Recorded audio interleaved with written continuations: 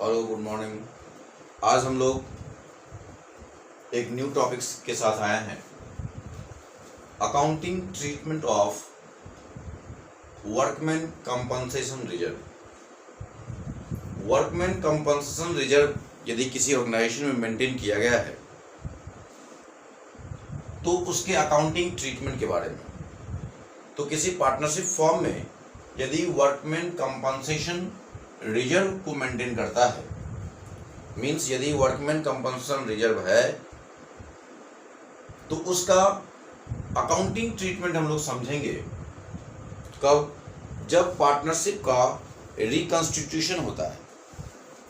Suppose partnership में profit sharing ratio change हो जाता है, या किसी पार्टनर का एडमिशन हो जाता है, या किसी पार्टनर का रिटायरमेंट हो जाता है, तो वैसे सिचुएशन में हम लोग इसका अकाउंटिंग ट्रीटमेंट समझेंगे कि आपका कोई पार्टनर एडमिट हो गया, कोई पार्टनर रिटायर हो गया, डेथ हो गया, या प्रॉफिट शेयरिंग रेशियो चेंज हुआ, तो आपके पास यदि ये रिजर्व है वर्कमैन कंपनसेशन रिजर्व, तो भाई इसका क्या अकाउंटिंग ट्रीटमेंट करेंगे।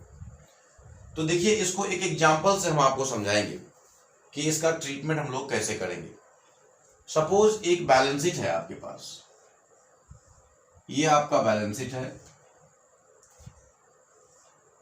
इस बैलेंस शीट में हम यहां लिखते हैं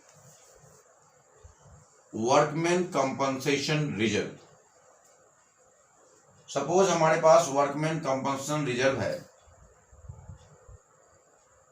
15,000 का। 15,000 का हमारा वर्कमैन कंपनसेशन रिजर्व है। अब क्वेश्चन में अलग अलग केस हो सकते हैं, हम आपको अलग अलग केस लेके बताएंगे। ये बैलेंस शीट में वर्कमैन कंपनसेशन रिजर्व है। अब एडजस्टमेंट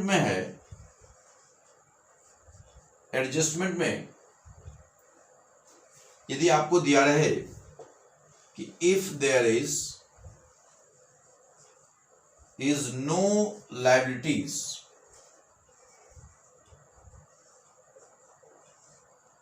फॉर वर्कमैन कंपनसेशन, यदि वर्कमैन कंपनसेशन का कोई लायबिलिटी नहीं है तो इस वर्कमैन कंपनसेशन रिजर्व को क्या करेंगे।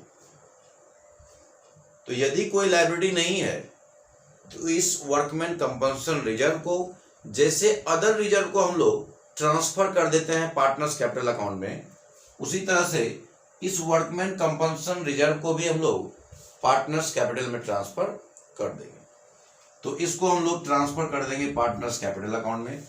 तो एंट्री क्या करेंगे, एंट्री करेंगे हम लोग इसका जर्नल एंट्री क्या करेंगे, तो जर्नल एंट्री हो जाएगा इसका workman compensation reserve account debit to partners capital account.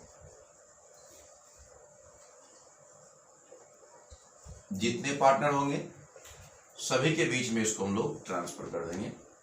Workman compensation reserve account debit to partners capital account. कुछ क्वेश्चन में यदि आपका सिर्फ आता है कि if there is no liability, मतलब वर्कमैन कंपनसेशन का कोई लायबिलिटी नहीं है, तो फिर हम लोग इस वर्कमैन कंपनसेशन रिजर्व को पार्टनर्स कैपिटल अकाउंट में ट्रांसफर कर देंगे ओल्ड प्रॉफिट शेयरिंग रेशियो में। इसको हम लोग ओल्ड प्रॉफिट शेयरिंग रेशियो में हम लोग इसको पार्टनर्स कैपिटल में ट्रांसफर कर देंगे जितने पार्टनर होंगे।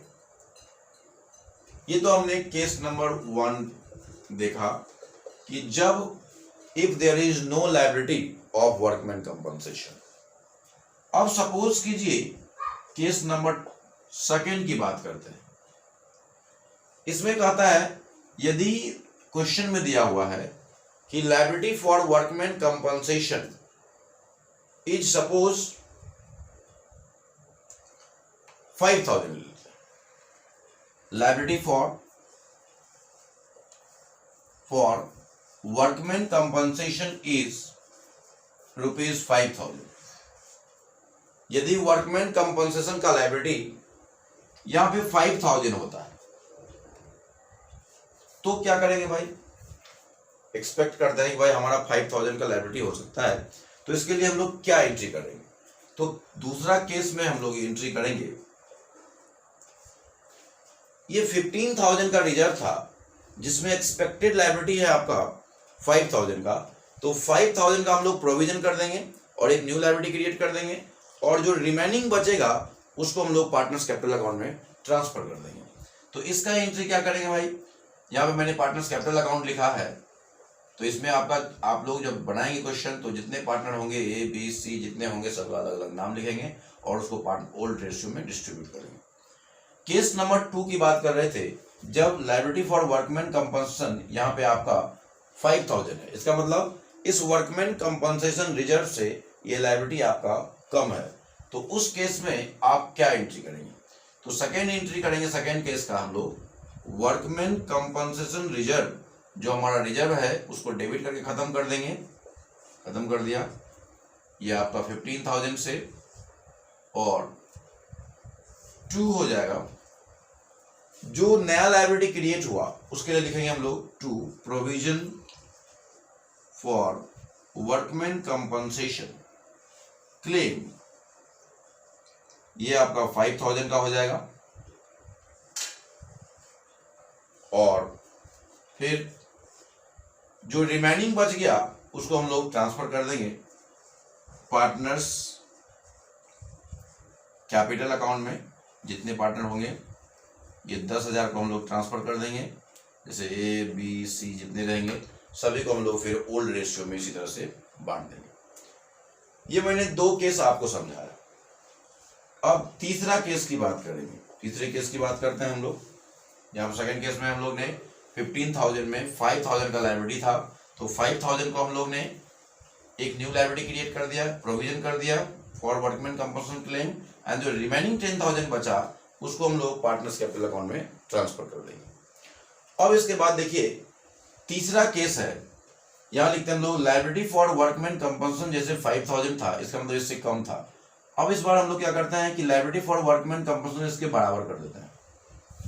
केस नंबर तीसरा में if liability for workman compensation is ₹15,000, इसका मतलब जितना का हमारा रिजर्व था उतना का ही हमारा लायबिलिटी हो गया, तो इस केस में हम लोग क्या एंट्री करेंगे, तो जितना का रिजर्व था उतना का हमारा लायबिलिटी हो गया।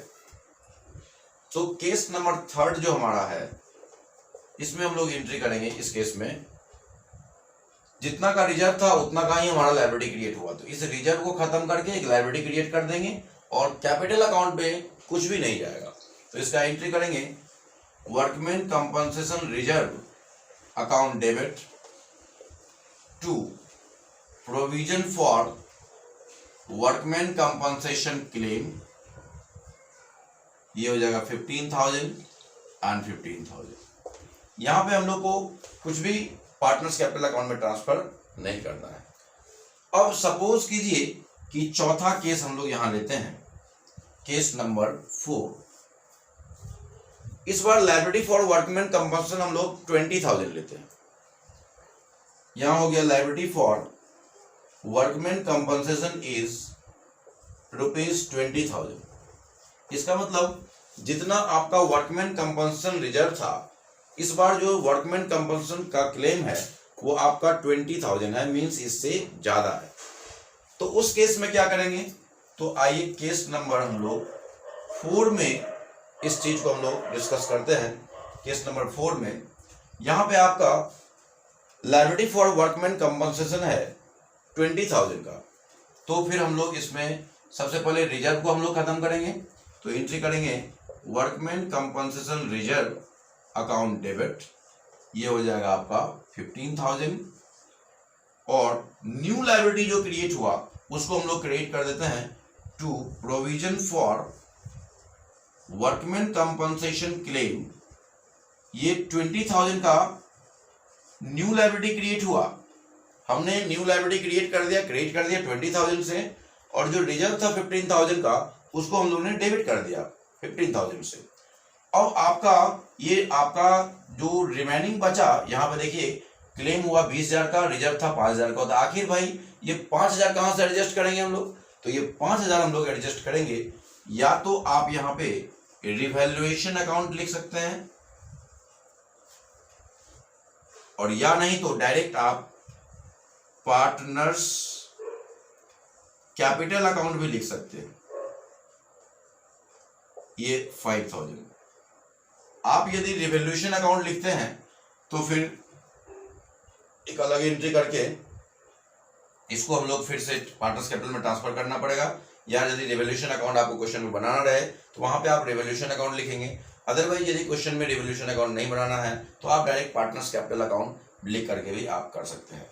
इसलिए आपका इस केस में वर्कमैन कंपनसेशन रिजर्व को डेबिट करेंगे 15,000 से, रिवैल्यूएशन अकाउंट या पार्टनर्स कैपिटल अकाउंट दोनों में आपका किसी को भी डेबिट कर सकते हैं आप। इसको डेबिट करेंगे आपका 5,000 से, लेकिन आपका बेटर होगा यदि क्वेश्चन में रिवैल्यूएशन अकाउंट बनाने के लिए कहीं मेंशन है या बनाना है आपको, तो उस केस में आप यहाँ रिवैल्यूएशन अकाउंट ही यूज करेंगे। अदरवाइज आप पार्टनर्स कैपिटल अकाउंट भी बनाएंगे, लिखेंगे, तो फिर आंसर को कोई फर्क नहीं पड़ेगा। 2 हो जाएगा provision for workman compensation claim 20,000। इस तरह से मैंने आपको आज अकाउंटिंग ट्रीटमेंट बताया वर्कमैन कंपनसेशन रिजर्व का। फिर हम लोग अगले वीडियो में डिस्कस करेंगे अगले किसी टॉपिक के साथ। नमस्कार।